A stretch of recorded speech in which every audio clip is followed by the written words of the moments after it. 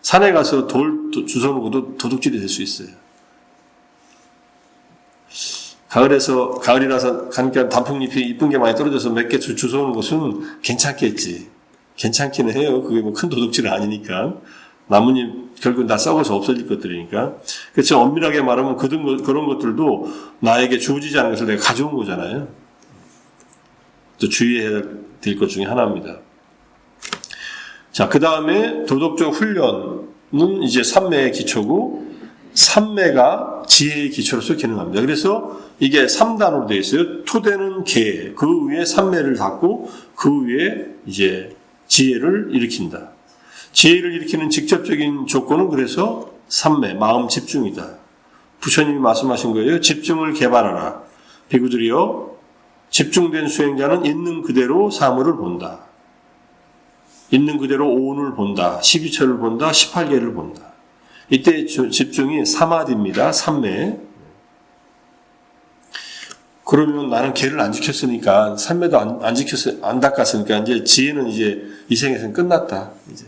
언제 내가 계를 다 지키고, 이렇게 하느냐 하고서 낙담을 하실 수도 있지만은, 낙담하실 필요는 없습니다. 부처님의 법은 매 순간 새롭게 실천할 수 있어요. 심지어 부모를 죽인 오욕죄를 지었다 하더라도 오욕죄의 과보는 받으면 돼요. 내가 무간족에 가서 받겠다 하고서 지금부터라도 또 법의 씨앗을 심어놔야 돼요. 포기하면 안 돼요. 그러니까 부처님이 아자타 사토왕한테 그 긴 사문가경을 구구절절히 설명하신 이유가 이 생에서 지은 아버지를 죽인 잘못으로 무간족에 가겠지만 아자타 사토왕이 결국은 부처님께서 설하신 법을 마음에 담고 있다가 그것이 나중에 이제 지옥에 가보고가 다 끝나고 인간으로 태어났을 때 그게 싹이 터서 벽지불이 된다고 하셨어요. 그러니까 벽지불에 인연을 심어놓은 거예요. 근데 불교는 사실은 이 연쇄살인범이든 교도소에 가서 열심히 법을 전할 필요도 있어요. 영국의 교도소 교화하는 단체 이름이 앙굴리말라 재단이에요. 앙굴리말라보다 더 극악 무도한 일을 한 사람은 별로 없을 거예요. 999명을 죽였어요. 자기의 깨달음을 위해서. 아니, 자기는 깨닫고 1000명을 죽여야 된다고. 스승의 잘못된 가르침이에요. 5개를 범하면서 정신적 향상이 있을 수 있다고 가르치는 것은 다 사기입니다. 아주 그렇게 기억하세요. 살도 음망주. 이것을 해도 깨달음 없는데 지장이 없다라고 얘기하는 것은 사기다. 제가 이해하는 불교로 그렇습니다. 부처님은 5개는 항상 지켜야 되고 그것을 깨면서 다른 수행을 할 수 없다 이렇게 하셨어요. 그런데 사람을 1000명 죽이면 깨달음 얻을 수 있다는 가르침을 듣고 스승을 너무 의지한 바람에 믿은 바람에 그렇게 했다는 거예요. 법을 설한다고 다 스승이 아니고 스승이라고 다 옳은 말을 하는 것도 아닙니다. 이것은 듣는 사람의 책임도 있어요. 자, 있는 그대로 사물을 본다가 지혜의 작용입니다. 있는 그대로가 무엇일까요? 있는 그대로. 야타부타. 우리가 말하는 여실직연. 있는 그대로 알고 본다는 말인데, 야타부타, 냐나, 다사나. 있는 대로. 우리가 컴퓨터를 볼 때 있는 대로 우리가 보잖아요. 그럼 이게 지혜인가요? 이게 컴퓨터다 이렇게 생각하면 지혜인가요? 일종의 지혜이긴 해요. 근데 이 지혜는 피상적인 지혜예요. 이 컴퓨터든 내 몸이든 이 책상이든 이것들의 본질을 꿰뚫어 보면서 이것들이 무상하고 안정되어 있지 못하고 그 다음에 고정되어 있는 실체는 없다고 보는 것. 무상고 무아를 꿰뚫어 보는 것을 있는 그대로 본다라고 얘기합니다. 근데 관념으로 보면 안 되고 직접 보는 거예요. 그래서 이런 정확한 봄의 직접적인 기초는 바로 삼매다. 그래서 삼매는 적절한 몸과 말의 행동에 의존하며 계에 의존하며 또 도덕적 훈련 또한 지혜를 위한 조건이다. 그래서 계와 삼매가 지혜를 위한 조건인데 계를 지키려면은요 지혜로 와야 돼요. 적어도 계가 나에게 도움이 된다는 사실을 이해해야 되고 그 정도의 지혜가 있어야 되고 그리고 계를 지킴으로써 내가 깨달음을 얻을 수 있다는 그런 마음도 일으켜야 돼요. 삼매의 조건도 지혜와 계를 지키는 것. 그래서 이 세 가지는 서로 조건이 되어 있어요. 삼매를 갖춰야 계도 지킬 수 있고 지혜를 갖추고 삼매를 그다음에 계를 갖춰야 삼매와 지혜가 이루어지고 지혜로워야 제대로 된 계를 지키고 삼매를 닦을 수가 있다. 이게 서로 연결되어 있습니다. 일방적인 조건이 아니라 그래서 정말로 5계를 확고하게 지키게 되는 사람은 수타원이 됐을 때 지키게 돼요. 첫 번째 성자가 되면은 5계를 깨지 않아요. 그리고 삼보에 대한 믿음이 흔들리지 않습니다. 그게 수타원의 4가지 믿음이에요. 확신이 생겨요. 자, 그래서 반야의 조건은 계와 정이다. 계정의 사막에서. 또 정의 조건은 계와 해고, 해의 조건은 그 다음에 계의 조건은 정과 해다. 이렇게 서로 마치 세 발로 된 솥거리를 세워놓으려면 3개의 다리가 다 튼튼해야 걸려 있듯이 순서적으로는 계정의 사막이지만 지혜가 있을 때 계가 비로소 제대로 지켜지고 삼매가 있을 때 지혜로워지고 계도 지킬 수 있다. 이렇게 서로 연결되어 있기 때문에 그리고 이 3가지 길은 이미 앞에서 봤듯이 8 정도의 길입니다. 8 정도를 세트로 다 갖춰야만 된다. 이런 뜻입니다. 자, 그래서 오늘은 여기까지 공부해야겠네요. 혹시 제 설명에 뭐 부족한 부분이 있었으면 또 궁금하신 부분이 있으면 질문하시면.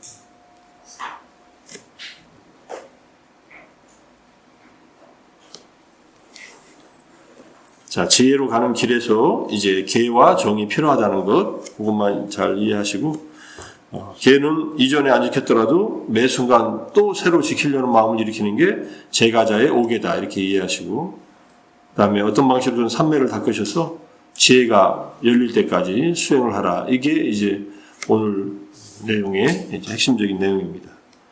자, 그러면 이제 일단 강의는 여기서 마치겠습니다.